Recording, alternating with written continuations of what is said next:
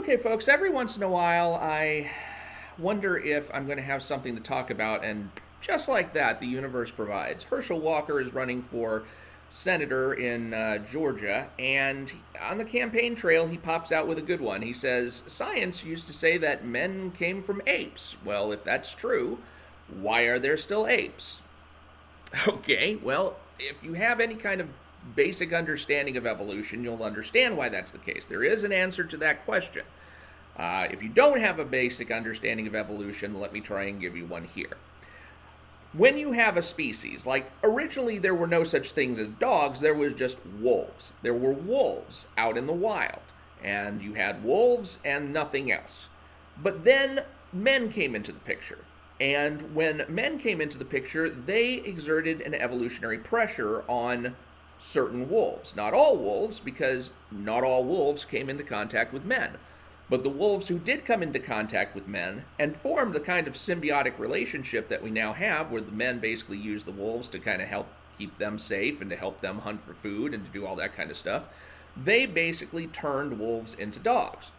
So when you have a population that gets divided into two, and you have the natural population over here and then the population that's subjected to some sort of pressure over here, then you get two different species over a long period of time. So that now, where before we had wolves and that was it, we now have the wolves, which are the dogs out in the wild that never changed into actual dogs, and then you have the dogs, which are the wolves that became symbiotic with humans. Now you might say, well, Mike, what you're basically saying is that humans basically designed wolves into dogs, and that's true to a large degree.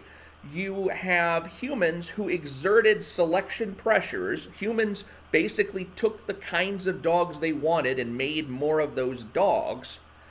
And that's what we would call artificial selection. That's an artificial selection process where human beings are using their rationality, an intelligent force is using its rationality to select out the qualities in a particular species that it wants and molds that species to its will. Whereas the rest of the species out in the wild stay the same. But first of all, you have to at least accept that much, that we have wolves now and we have dogs, and they're not the same thing anymore.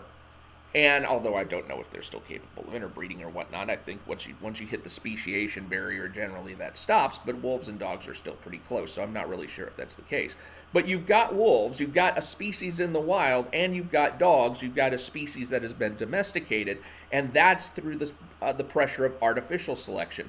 What natural selection is, and this is where you come to understand Darwin and his ideas about it. Natural selection happens when nature basically separates out populations and exposes those populations to different selection pressures. And the clearest example that Darwin came across was in the Galapagos Islands, and he was looking at the finches out there. Now, a finch is a type of bird. But what Darwin found is that there were islands in the Galapagos, each of which had its own particular environment, and they all had their own type of bird, which was the finch. But each finch was adapted to that particular island. So what would generally happen is you had a bird or a bird population, and it existed on one island, and that's all the kind of bird that there was. But then some of that bird population migrated to one of the other islands and couldn't get back to meet up with the other birds. So when that bird population split off, then it, over a long period of time, began becoming accustomed to the same kind, to the different pressures that existed on the different island. And so population one, the original population, and population two diverged over time. So you still had the original finches, but now you had a new kind of finch. And then same thing happened with the next island over. You would have some of population 2 break off and go to island number 3, creating population 3, who would then adapt to that island and change in their own ways. So that when you finally looked at all of the different islands, you would see all of the different finch populations. You had the original group on island 1, and then you would have all of these different species groups on islands 2 through beyond. Now, you can look at that and say, well, those are all still finches. And that's true. But the longer the period of time you go, the more changes accumulate until you actually get a break in species. So now, on the continent of Africa, you have various kinds of apes, and the original apes would break off into various populations so that you still had some of the original ape population going on and being apes, and then you had others that became chimpanzees. You had others that became orangutans. You had others that became gorillas. And finally, somewhere down the road, you had others that became human beings. And that is how you still have apes of all these different other kinds, while you have human beings. Now, that's not to say that human beings descended from gorillas. That's not to say human beings descended from chimpanzees. Now, chimpanzees are the closest evolutionary ancestors to, or the closest evolutionary cousins to humanity. The bonobo chimpanzees, especially, are pretty much the closest human relatives on the tree of life. But what that means is that there used to be a common ancestor of bonobos and chimps and human beings, and because these populations got split out, then all of them got subjected to different selection pressures that resulted in the animals that they all became. So in this case, the last common ancestor of all three of those may no longer exist anymore. And so we don't really have the original population of apes, but we certainly could have.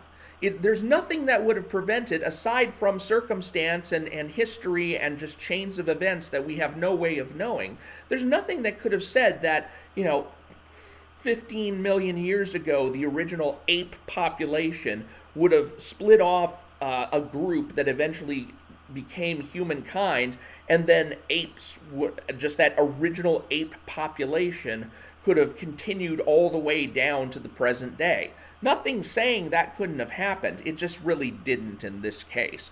But the reason that we say men came from apes is not because we say that men came from the apes that all exist today. All of the different kinds of apes, ourselves included, descended from some original common ancestor. And that's basically what science means and still maintains to this day. This is not something that has been disproven or overturned. And you may not believe all of this, and that's fine. I think the reason that you won't believe in it, if that's true, is going to largely be on religious grounds, because the Bible doesn't actually give you any basis for believing in that, but the Bible definitely does speak to a special creation and does not subscribe to the trial and error kind of process that evolution implies. But if you were to dig down into the science, if you were to dig down not only into the fossil record, but also into the genetic record, and this is where things wind up becoming the clearest, then I think you're going to find that there's more evidence for evolution than there is against it. And if you were to ask me what evidence there is against it, I'm not sure I could actually give you something. Maybe you could. If you think there's something worthwhile, go ahead and leave it in the comments. I've read some pretty strange books, so it wouldn't be surprising to me if there was some kind of alternate science kind of thing out there. One thing I don't really give much stock to is the notion of intelligent design, and I do that mainly because I don't give it much credit, mainly because it's based on probabilities. If you look at the science behind intelligent design, it's largely probability science. They're saying, how is it that this could have happened in this particular way? And the problem is that a random series of events carries pretty much the same probability as any other kind of series of events. So like Richard Dawkins uses the example of methinks it's like a weasel. If you were to come across Scrabble tiles on the ground that just happened to say methinks it was like a weasel, well, because those form words, then you're obviously going to think that some intelligence was behind that. But it could have just as easily been somebody threw a bunch of tiles up in the air and it fell in that particular pattern. You don't know. But because you don't know, you have a tendency to ascribe intelligence to it. And I think that's really where the intelligent design movement comes from. Creationism, I don't put any stock in that at all, really, because first of all, there's two kinds. There's young Earth creationism, and there's plenty of science disproving any notion that the Earth is young, having to go back with tree varves, ice cores, carbon 14 dating. What's the other kind? Tree rings. Did I mention them all already?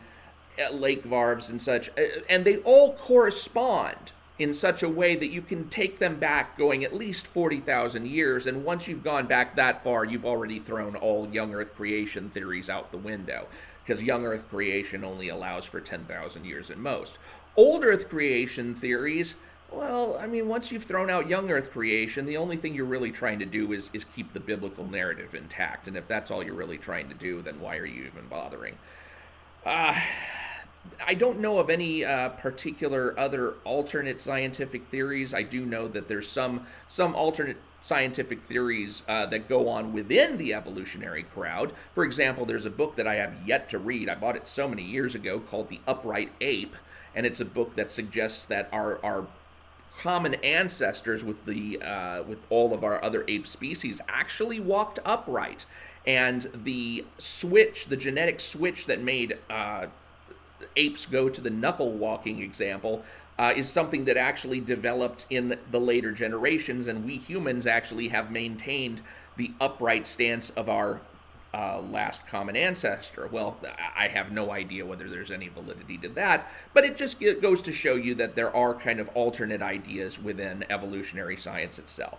But as to the question, why is it that apes still exist?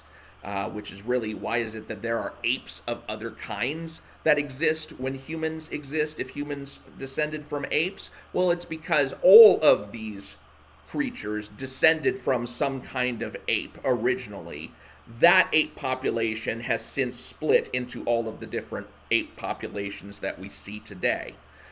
There's nothing that would have necessarily stopped that ape population from continuing as it was down through the millennia, except that, well, it just didn't happen that way as far as history is concerned.